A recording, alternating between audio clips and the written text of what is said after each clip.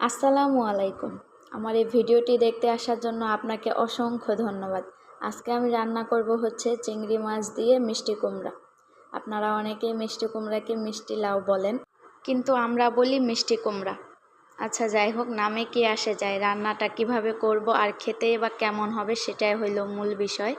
তো সর্বপ্রথমে আমি এখানে চুলায় একটা প্যান বসিয়ে নিয়েছি। এবার আমি তেলটা গরম হইতে দিয়ে দিলাম, কারণ আগে আমি মাছগুলো ভেজে নেব। আর মাছগুলো ভাজার জন্য কিন্তু আমি আগে থেকে লবণ হলুদ দিয়ে মাখায় রাখিনি, কারণ চিংড়ি মাছ সাধারণত এভাবে করে ভাজলে আমার কাছে বেশি ভালো লাগে, আর কালারটাও সুন্দর লালচে কালার হয়। তো যাই হোক, আমি অল্প পরিমাণে মাছ নিয়েছি, যেহেতু বাবু এগুলো খায় না, শুধু বাবু আর আমি খাই।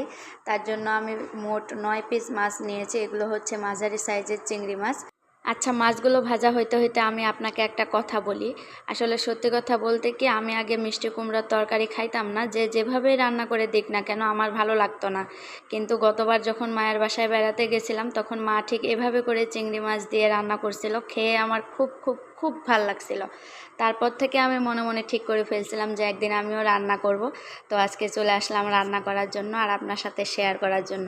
তো মাছগুলো ভাজা হয়ে গেলে আমি এক এক করে সবগুলো মাছ তুলে রেখে দিলাম একটা বাটিতে। এবার আমি বাকি তেলটাতে পেঁয়াজগুলো ভেজে নেব। পেঁয়াজের সাথে আমি অর্ধেকেরও কম পরিমাণ তেজপাতা আর একটা সাদা এলাচ দিয়ে দিছি। যেহেতু অল্প পরিমাণ তরকারি, তাই আমি বেশি কিছু দেই নাই।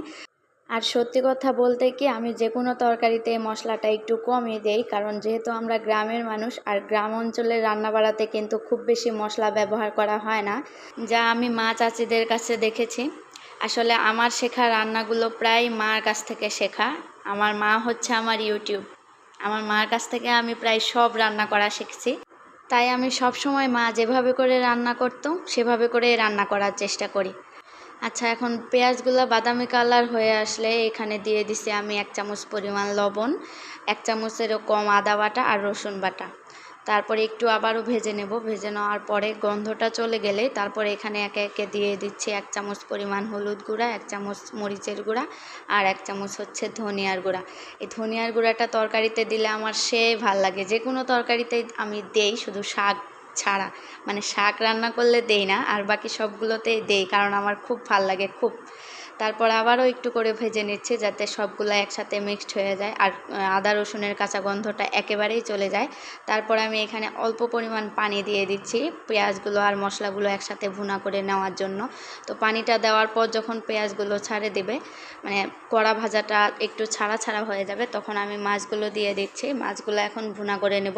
তো মাছগুলো হালকাভাবে নেড়ে দেওয়ার পর আমি ঢেকে দেব, যাতে সব মশলাগুলোর সাথে মাছগুলো একদম পারফেক্টভাবে ভুনা হয়ে যায়। ঢেকে দেওয়ার প্রায় 2-3 মিনিট পরে আমি ঢাকনাটা খুলে নেব। তো এবার দেখতে পাচ্ছেন যে একদম তেলটা ছাড়া ছাড়া হয়ে গেছে। এখন মাছগুলো ভুনা করা শেষ প্রায়। তো এই পর্যায়ে আমি মাছগুলো সব একটা একটা করে আবারও ওই বাটিতে তুলে নেব। এখানে কিন্তু বাড়তি কোনো মশলা ব্যবহার করিনি আমি, যা আমাদের হাতের কাছে থাকে না। আসলে ওই যে প্রথমে বললাম আমরা গ্রামের মানুষ, আর গ্রামের মানুষরা আমরা বেশি মশলা খাই না, তাই আমি হালকা পরিমাণ দিছি। আর যেগুলো দিছি প্রায় আমাদের বাসায় সব সময় থাকে, তো আপনাদের রান্না করতে সুবিধা হবে। এবার আমি ভুনা করা মশলাটাতে মিষ্টি কুমড়াগুলো দিয়ে দেব। দিয়ে অনেকক্ষণ পর্যন্ত ভেজে নেব, ভালোভাবে ভেজে নিতে হবে।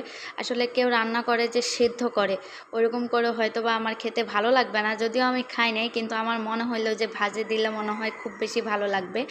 আর সত্যি কথা হচ্ছে যে আমি যে কোনো তরকারি প্রেশার কুকারে রান্না করতে আমার খুব ভালো লাগে।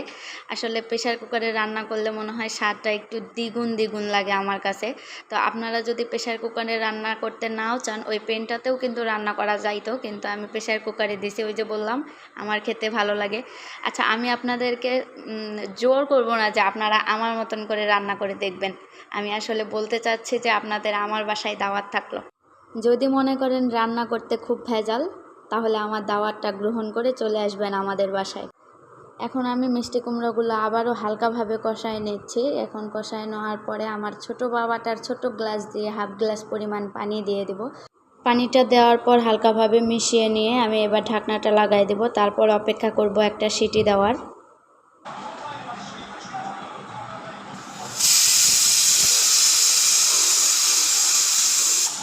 একটা সিটি দেওয়া হয়ে গেলে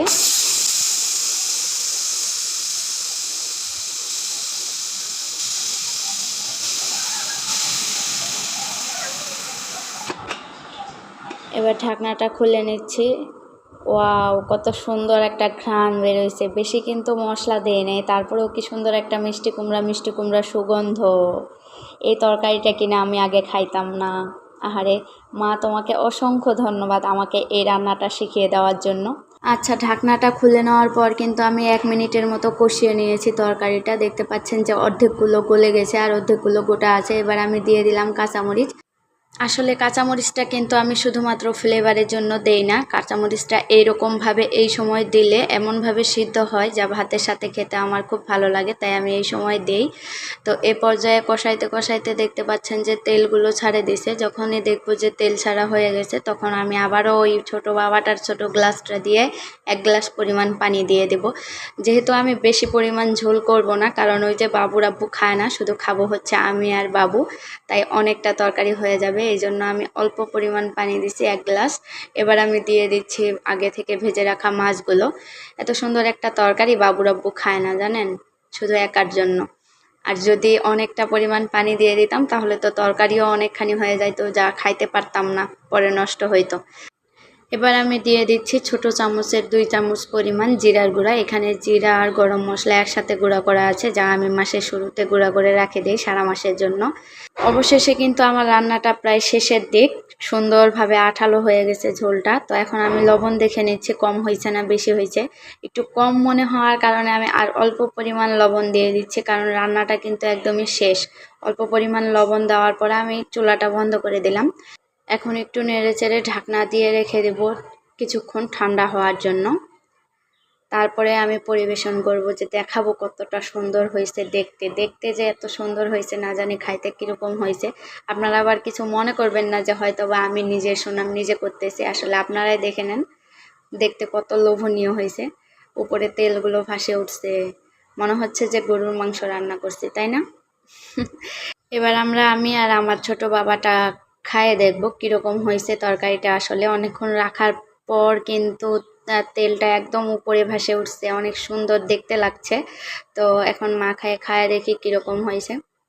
আর আপনাদের কিন্তু সকলের দাওয়াত, হ্যাঁ, যদি মনে হয় যে রান্না করতে ভেজাল হবে আর কেনই বা অন্যের দেখে রান্না করব, তাহলে অবশ্যই কিন্তু আমাদের বাসায় দাওয়াতটা গ্রহণ করে চলে আসবেন। ধন্যবাদ।